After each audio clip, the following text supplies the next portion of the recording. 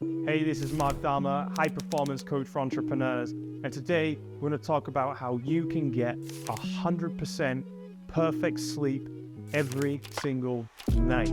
Now, the information we're about to share is actually from Bryan Johnson, the entrepreneur who sold his company Braintree Venmo to PayPal back in 2013 for $800 million.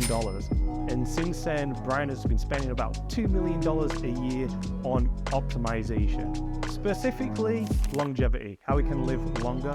But a lot of it is also just about physical and mental optimization, because Bryan actually is still running companies. He's running a tech company right now called Kernel, so he's still in the business game. And as Bryan puts it, when it comes to your longevity and when it comes to just your optimal performance, mental, physical, cognitive, your performance really depends on your sleep. There's no arguments over that anymore. The athletic journals, research in athletics are showing it. Research in terms of cognitive performance is showing it. So as an entrepreneur, it's really, really, really important for you to focus on improving your sleep so you can grow your business, make money faster, basically make better decisions.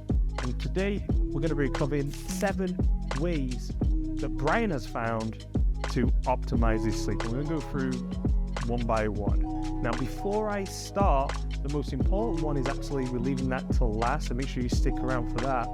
And you must know, in Bryan's words, sleep is like a lighthouse, he says. He says, in terms of sleep, everything has to move around the lighthouse. Boats coming in have to move around the lighthouse or else they'll crash. Essentially saying that your sleep has got to be so solid, it's got to be the priority, that your work life, your relationships, everything else got to move around your sleep. You don't move your sleep for anything if you want to perform at your best. So let's get started. So the first thing that Bryan talks about is temperature, sleep temperature. If you're going to bed and you're too hot or you're too cold, usually it's too hot, it can actually mess up your sleep cycles and wake you up. I know this from experience. I have fights with my wife almost every night because she likes the bedroom really, really hot. She'll wear pajamas. She'll sometimes even wear a coat to bed, double blankets, and she'll complain she's so cold. And we live in Florida, by the way. It's warm. And I'll be just sweating and I won't be able to sleep. What Bryan has as a solution is he actually uses something called 11 Sleep. They have sleep blankets and sleep mattresses where you can actually dictate what temperature each side of the bed is going to be, and they'll also change the temperature based on what type of sleep cycle you're in, because there's optimal temperatures for each sleep cycle. So I'll put the link below where you can get one of these. Bryan actually uses something called an 8 Sleep Mattress. And this 8 Sleep Mattress will change the temperature depending on, if it's on your wife's side, on your side. It'll also change the temperature throughout the night to optimize the temperature based on your sleep cycles. So ideally, we have a different temperature based on our sleep cycles. I guess it's because we're actually evolved to sleep outside and the temperature at night just fluctuates a little bit, which helps us sleep. But failing that, if you don't have one of these 8 Sleep mattresses, you find the link below. If you don't have one of those, generally you want the temperature to be around 65 degrees Fahrenheit, which works out at just over 18 degrees. I think it's like 18.3 Celsius. So set your AC, keep your bedroom cool. So it's cool. You want the bedroom temperature to be cool. Ideally, your body temperature to be cool. If not, you can at least set the bedroom temperature. So that's one of the things, number 1. But let's move on to number 2, light. So there's 2 things about light, actually. One of the main things about light is actually avoiding blue light when the sun goes down. So you want to avoid blue light. I'm going to change my colors here. I don't know if it's helpful or not. Put in the comments below if it is or not. You want to avoid blue light. after the sun goes down. So what is blue light? So blue light is literally blue. It's the color blue light that comes from the sun. When the sun's up during the day, part of the light spectrum, blue light, comes in, and it also hits our eyes, and our brain says, hey, the sun's out. Wake up. Wake up. The sun's out. It's time to be alert, to be active, and so forth. And then what happens when the sun goes down? The blue light goes away, and then our brain's like, oh, the sun's gone down. It's time to get ready to sleep. So our brain releases hormones such as melatonin, which is very, very affected by blue light. It releases melatonin, and melatonin helps you get to sleep faster and easier. And also, melatonin has been found to be one of the most powerful anti-cancer chemicals we know of, anti-cancer hormones, because it's a very, very powerful antioxidant. So it helps our brains recover, it helps our bodies recover, it helps protect us against cancer, and all those other things. It helps us sleep a lot. So that only happens when the sun goes down and we avoid blue light. The problem is all the artificial lights that we have, from regular house lights to your phone, to your laptop, TV, the lights have blue light in it. So this blue light hits our eyes, tells our brain, like, hey, it's time to wake up. No matter what time of the day it is. It might be nighttime and you're supposed to get to sleep right now, but the blue light wakes you up. And any type of blue light can actually reduce the onset of melatonin for up to 4 hours. So meaning it's harder for you to get to sleep. And when you do get to sleep, the quality of sleep isn't as good because you just don't have as much melatonin going on in your brain. So one of the big things that Bryan says is to avoid blue light at night. One of the things you can do when the sun goes down is wear some blue light blocking glasses, such as these. These are by Sonic Sleep. All the blue light glasses I have are from Sonic Sleep, because they just make the best ones and I enjoy them. And also the owner's my friend. Shout out to James Swanwick. These are great. So you can wear these, or you can use orange light bulbs, or even candles at night. The big thing is avoiding blue light. The other thing that is very important that Bryan's found after spending $2 million a year and figuring this stuff out is that when you do go to bed, let's say you've avoided your blue light and you're actually in your bedroom now and in bed ready to sleep, you want to have blackout blinds. It needs to be completely black in your room. Completely black, no light at all. That helps you get deeper sleep, more quality sleep. Dave Asprey, founder of Bulletproof and numerous tech companies, Dave says that even a green LED light in your room, green or blue LED light, affects your sleep. Apparently, even if you don't get in your eyes, it just gets in your skin, that affects your sleep. I'm not sure how accurate that is. I don't know, but that's what he says. And Dave is, mostly right in the things I've looked into. So completely black room. That's number step 2. Let's look at step 3. Big thing that I didn't realize was such a big thing until I heard it from Bryan Johnson. And Bryan says that he's found that his sleep quality and heart rate variability, basically the health of your, how well your system's working, the health of your nervous system. Are you stressed? Are you not stressed? Are you resilient? Are you not very resilient? A lot of that during sleep apparently depends on when you ate your last meal.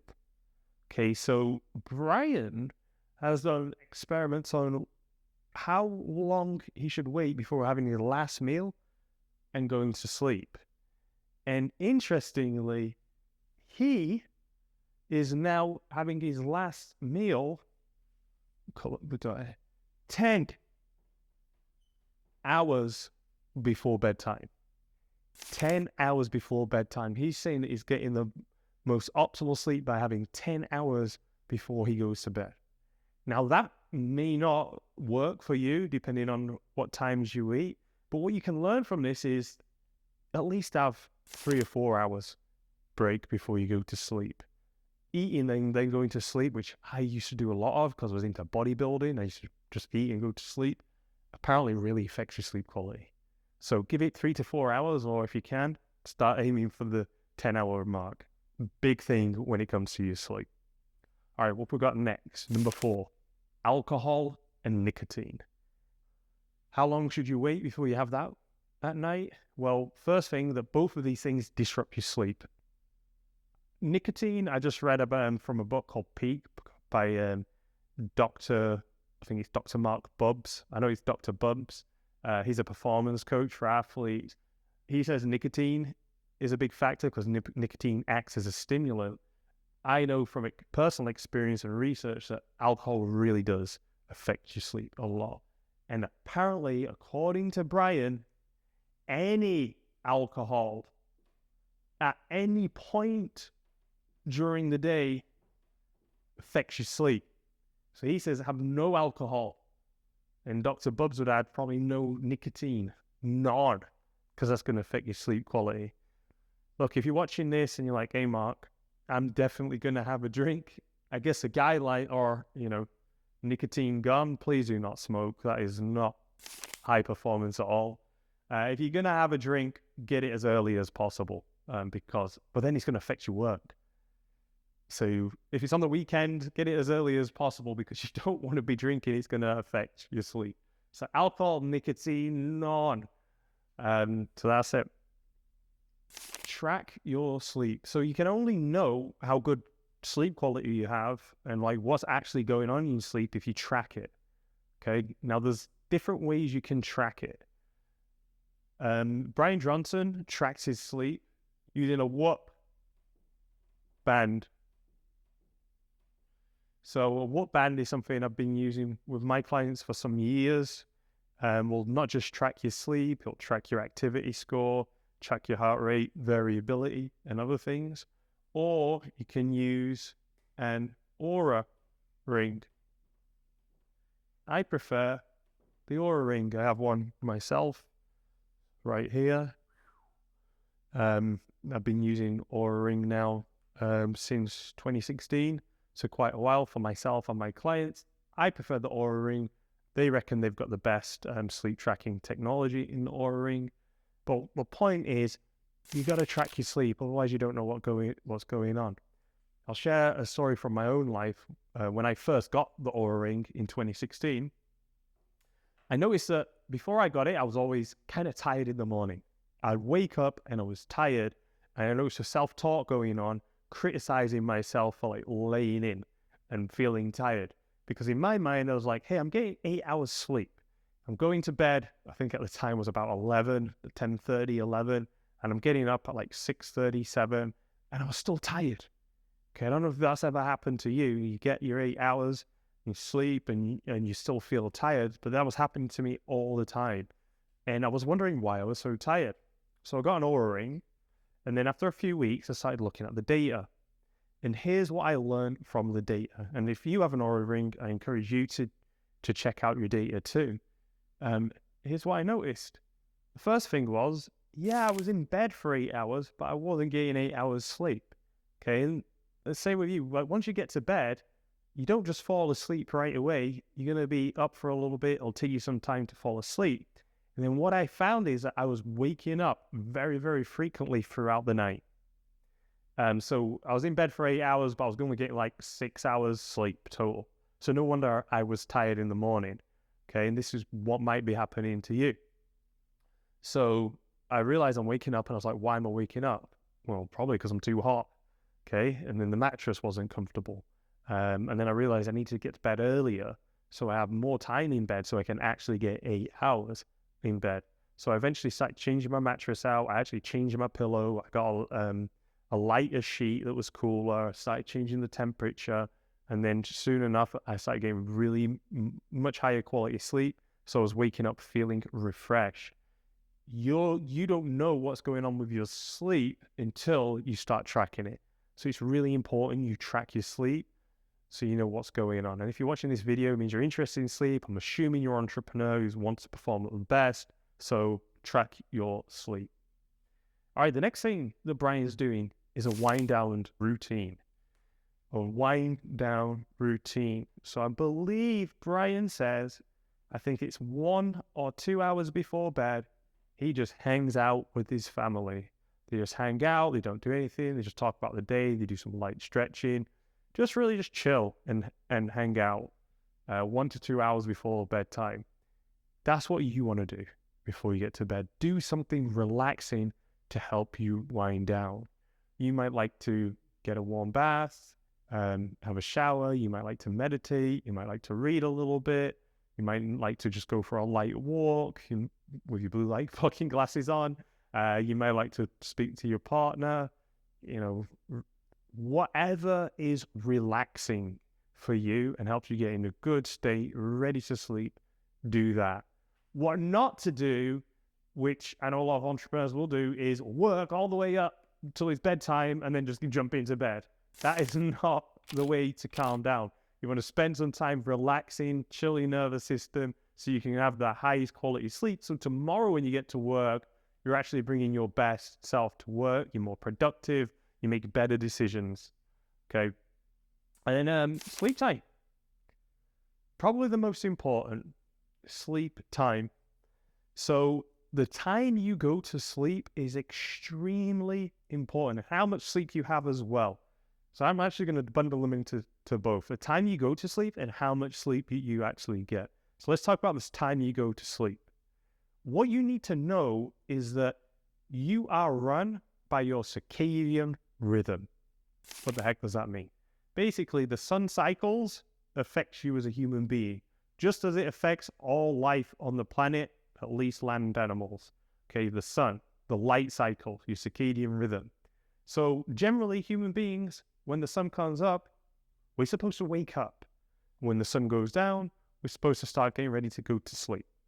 So what we find is that what I found personally and what I've done from the research, and Paul Chek has heavily influenced my thinking on this, and what I've worked with my clients for the last 15 years, we've seemed to find is that the best time to go to sleep is before 10 p.m. So you want to go to bed before 10 p.m. Now, I know what you might be thinking, Mark, there's no way I'm going to get to bed at 10 p.m. No way, it's way too early. I can do 11, 12, after 12, 11's the best I can do. Well, Bryan Johnson, I think he's going to bed at 8:30 these days, and that guy sold his company for $800 million, and he's working on another tech company, and he seems to be doing pretty good at 8:30. So if he can do 8:30, you can probably do 10.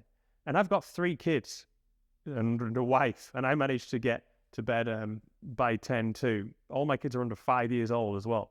So do what you can to get to bed in 10 so that you can wake up and perform at your best. Sleep is a lighthouse, remember. Everything else revolves around sleep.